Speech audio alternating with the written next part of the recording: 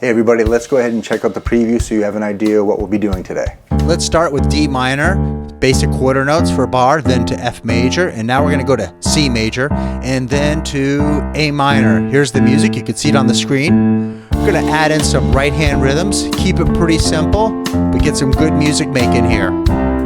This is example 5.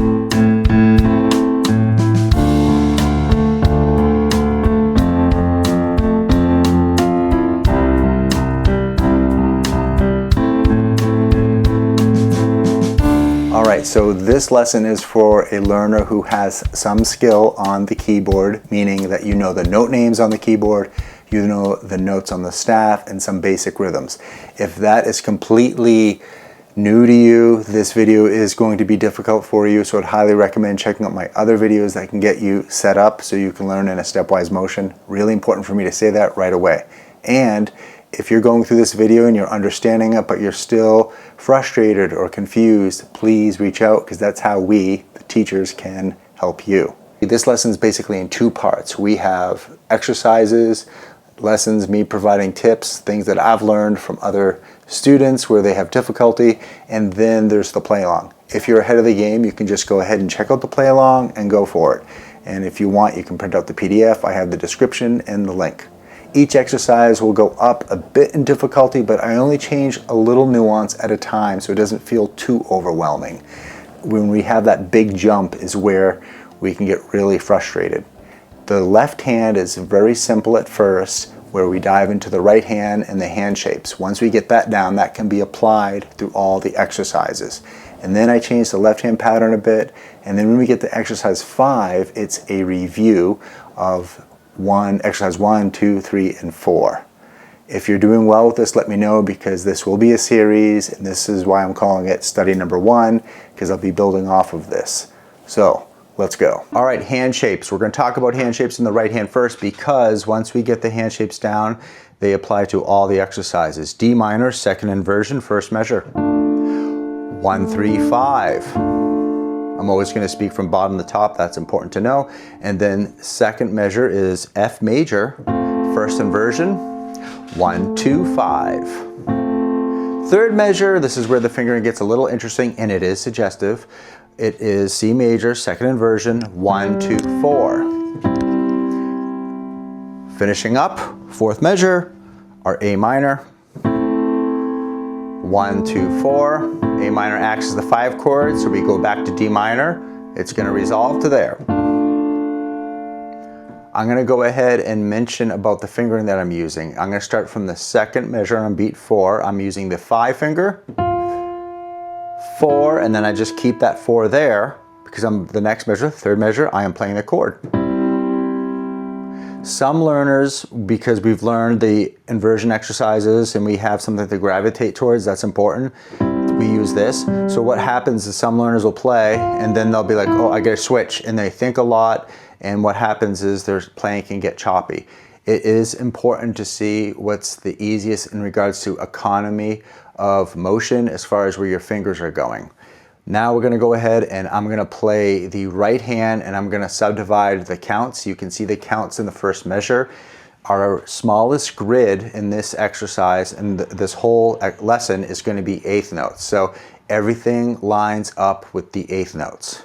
I'm double checking my music as I say that, but yep, it does.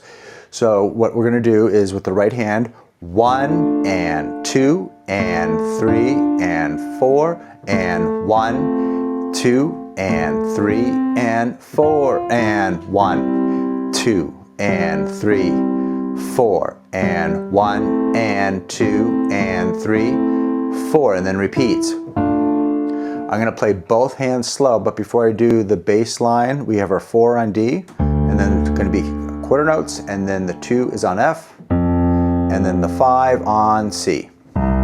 We end with our thumb moving up a teeny bit to A. So that should be pretty easy. You should get comfortable, but you don't need to glance at your left hand. You can just feel it. I created that so you don't have to worry about moving too much, because our goal is the right hand rhythm coordination for the exercise and to really lock in the counts. Not just be able to play, but to be able to make music and understand the timing really well. The beat, the timing, and then the rhythm. Here I go. I'm going to demonstrate both, and it's going to go slow. I'm going to do 4 and I begin. 4 and 1 and 2 and 3. 4 and 1 and 2. A little slower. And 3 and 4 and 1. 2 and 3. 4 and 1. 2 and 3 and 4 and 1 and 2 and 3, 4 and 1 and 2 and 3 and 2 and 1 and 2 and 3 and 4 and. Okay, so let me know how exercise 1 is, if I went slow enough and all that stuff. And if you are getting value out of my instruction, please hit the like button because it helps reach other awesome people like you. So number 2 is a bit different, and we have the right hand the same, but I just changed one variable. This is popular, this rhythm. We have an upbeat. It's kind of a forward motion thing. So we have, I'll just demonstrate the first measure or two. 1, 2, 4, 2. It's kind of fun because we have a conversation with the left and then we have a conversation with the right. And so again, if you can see in that first measure, we have the eighth notes counted out. Since the right hand is the same, I'm going to demonstrate both hands slowly, counting out the eighth notes. Here I go. 3 and 4 and 1 and 2 and 3 and 4. Think vertical. Everything is lining up with the eighth note. 2 and 3 and 4 and 1, 2 and 3, 4 and 1 and 2 and 3, 4 and 1 and 2. And a little change here goes back to the quarter note. And 1, we'll talk about that in a second. 2 and 3 and 1 and 2 and 3, 4 and 1 and 2 and 3 and 4 and. So exercise 2, if you notice, you have this left hand pattern. 1, 2 and 4 and then at measure the fifth measure in, but measure 15 you might see on the screen, then I just go into quarters. One of the reasons I did that is because sometimes music changes and it goes back to a simpler pulse, but the other reason is learners getting rhythms and music notation down, we have a hard time coordinating because sometimes our ear thinks this is just faster.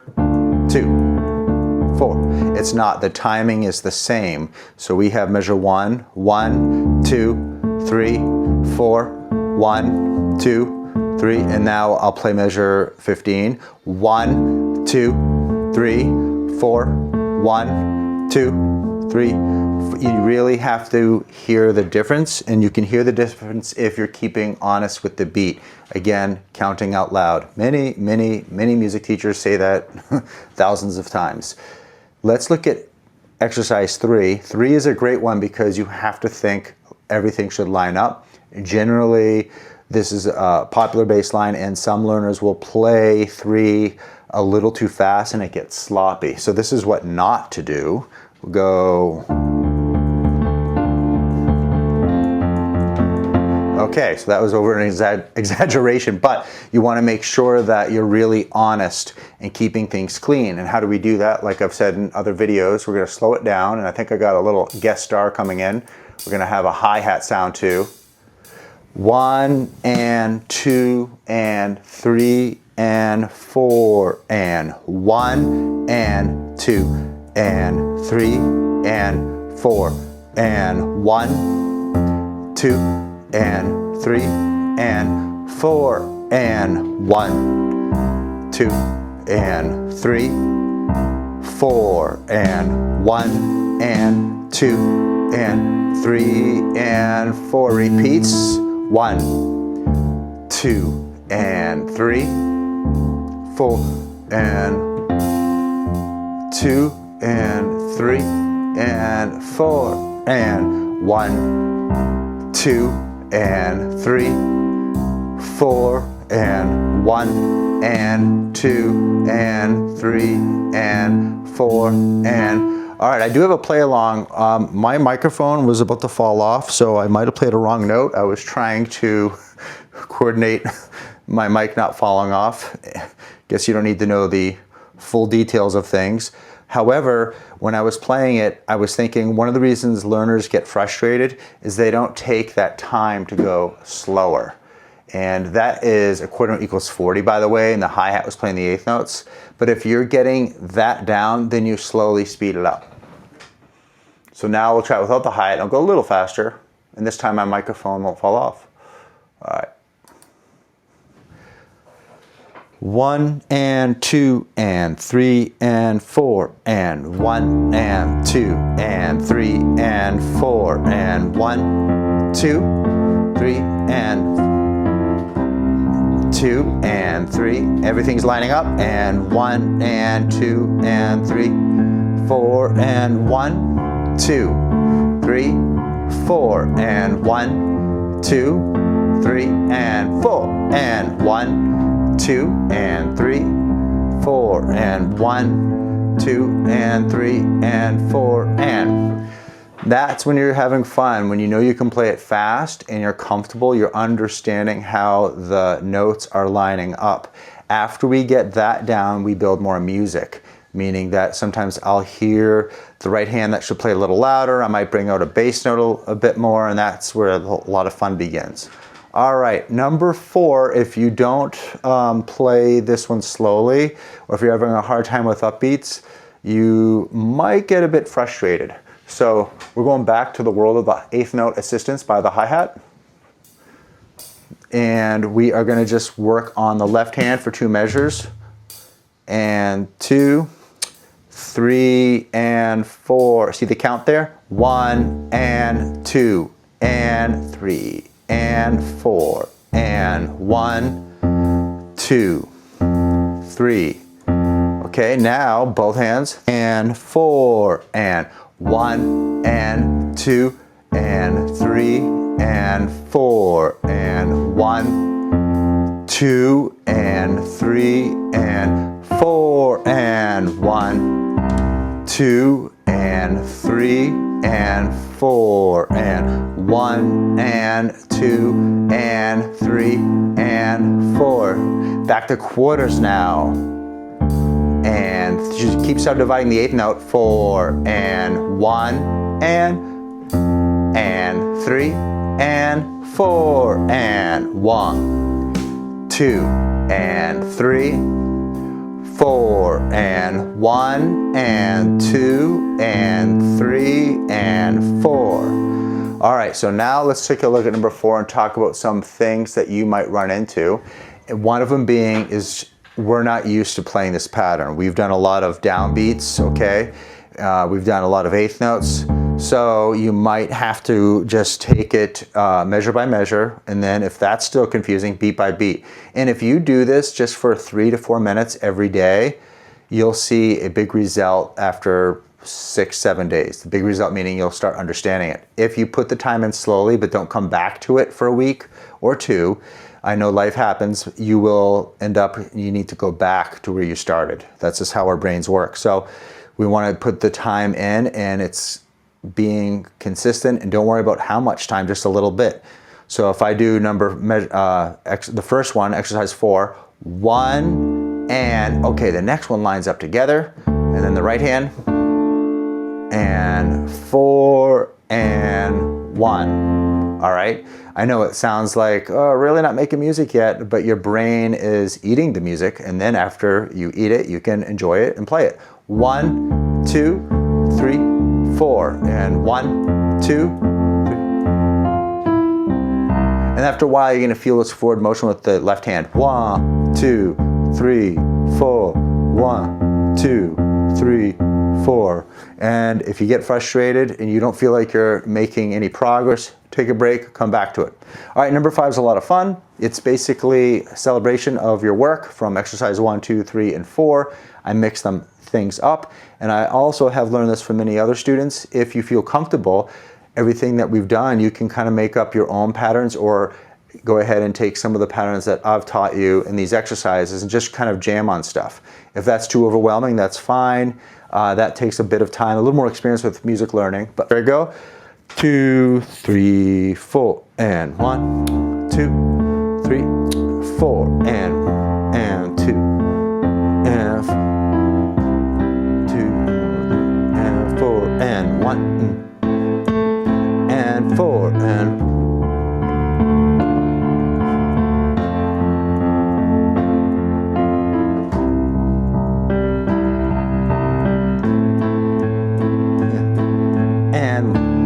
all right, so I was having fun there. I wanted with the right hand, I did the upbeats, the left hand downbeats, so that comes down later.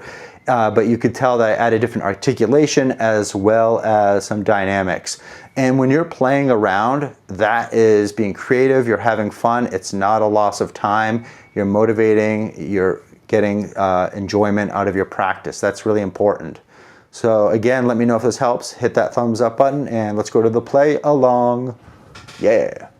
1, 2, 3, 4, and.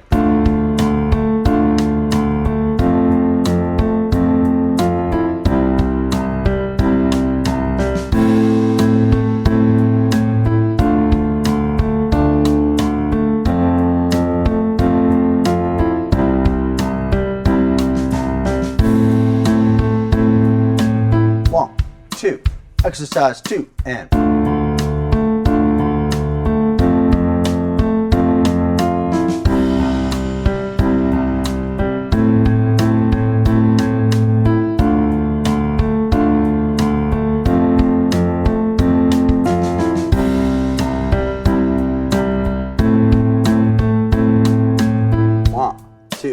Three and 4 and.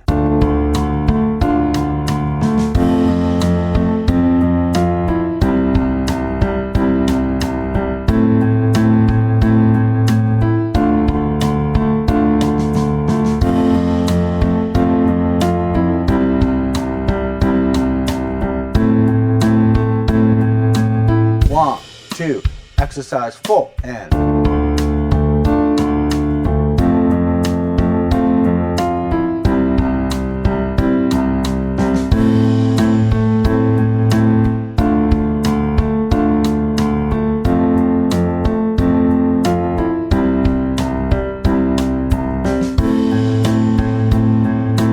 One, two, exercise 5 and.